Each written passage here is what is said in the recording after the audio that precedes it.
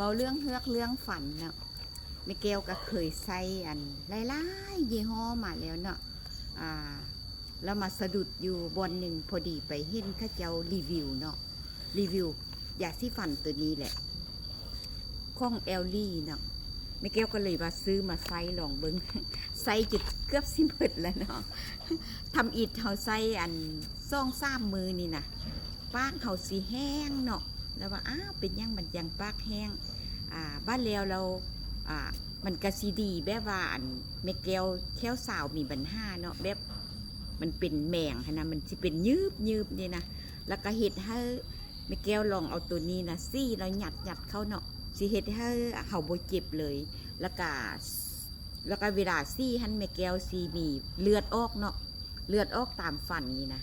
เลือดออกตามแค้วเขานี่แหละแล้วแม่แก้วก็เลยว่ามาใส่ดีเว้ยว่าอันเลือดกาบุมีอีกตื่มมานะเลือดมันก็หายไปแล้วก็เฮือกเขาก็แข้งแหงดีขึ้นเนาะก็มาติดใจลองผู้ได้บ่ได้ลองก็ลองไปซื้อมาใส่เบิ่งเด้ออันนี้เป็นข้องลาวเนาะแม่แก้วก็เลยว่ายักสนับสนุนข้องลาวเฮาลองเบิ่งแต่ว่าข้าเจ้าก็เฮ็ดดีคุณภาพดีเพราะว่าแม่แก้วเคยใส่มาหลายอันแล้วเนาะแต่ว่ามาสะดุดอยู่ตัวนี้ข้าเจ้ามารีวิวแล้วแม่แก้วก็เลยซื้อมาใส่แล้วแม่แก้วก็เห็นน้ำฝนเราดัดฟันนะดัดฟันแล้วฟันเรามันสีเรื่องเนาะมันสีทู่บ่ได้มันบ่เป็นเงานะแล้วบัดนี้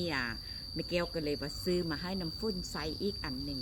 แล้วน้ำฝนก็ว่าอีแม่มันดีได้นี่แค้วเห่าแล้วมันฟันมันเลื่อมขึ้นนะมันอนามัยได้ทุกซอกทุกมุมนะ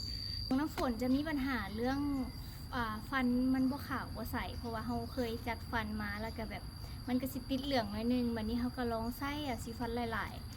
ยี่ห้อแหละแต่ก็ยังรู้สึกว่ามันก็ยังคือเก่านะก็ยังแบบติดเหลืองก็เลยว่าแม่ใส่มาก็เลยว่าลองใส่น้ำแม่เบิ่งแล้วเขาก็รู้สึกว่ามันก็บ่ได้ขาวแบบขาวโอเวอร์หรือว่าขาวทันทีเขาใส่มามันก็จะเป็นมีความเงามีความใสขึ้น แบบ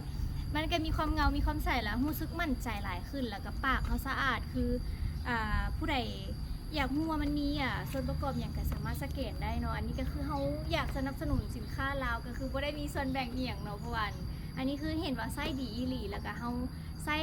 ด้วยตัวเขาเองนะแล้วก็แบบกล้ารีวิวได้เต็มปากก็คือแม่ว่าแหละแม่ก็มีปัญหาเหือกเหืองฟันลูกก็มีปัญหาเรื่องฟันบัวขาวบัวใสเขาก็ลองไส้เบิ่งก็คือเปิดใจให้กับผลิตภัณฑ์ลาวเนาะตัวนี้เขาก็ฝากสนับสนุนสินค้าลาวเด้อผู้ใดยักใส่กะลองซื้อมาใส่ลองเบิ่งเนาะแม่แก้วใส่แล้วมันดีก็เลยว่าบอกโตเนาะ